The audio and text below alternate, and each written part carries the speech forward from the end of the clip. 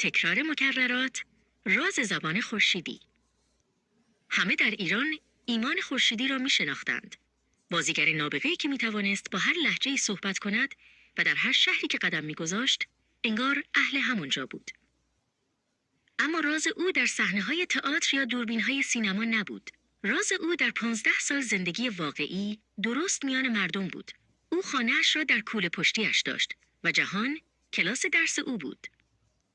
روش ایمان تکرار مکررات بود.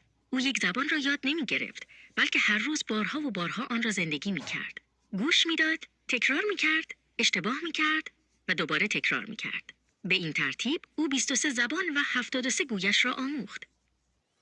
سالها بعد در یک آزمایشگاه بزرگ در تهران، دختر بچه‌ای باهوش به نام پرستو به همراه برادر بزرگترش کیان به یک راز بزرگ در کامپیوترها نگاه می کردند، هوش مصنوعی. کیان توضیح داد: پرستو، این مدل‌های زبانی هوش مصنوعی مثل جمینی و کوپایلوت باید یاد بگیرن که مثل آدم‌ها صحبت کنند، نه فقط مثل ماشین‌ها. اما چطور یاد می‌گیرند؟ پرستو پرسید. کیان به او گفت که مدل‌ها ابتدا میلیون‌ها متن را می‌خوانند. اما این کافی نیست. آنها نیاز دارند تعامل کنند. کیان با چشمان درخشان گفت: اینجاست که ایمان خورشیدی دوباره وارد ماجرا می‌شود. الگوی یادگیری او، تکرار مکررات، همان چیزی است که ما به هوش مصنوعی یاد دادیم. هوش مصنوعی اول حرف میزند، تو اصلاحش میکنی. مدل اشتباه میکند، باز هم تلاش میکند. هر تعامل یک درس جدید است. درست مثل ایمان که در کوچه و بازار بارها یک گویش را تکرار و اصلاح میکرد.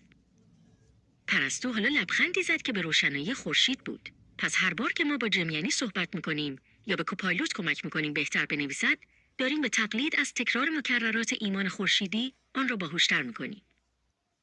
و این گونه بود که راز یک بازیگر نابغه ایرانی به یک الگوی جهانی برای یادگیری ماشین تبدیل شد. ثابت شد که بهترین راه برای یادگیری یک زبان، چه برای انسان و چه برای ماشین، زندگی کردن، تکرار کردن و اصلاح کردن آن است، درست میان مردم.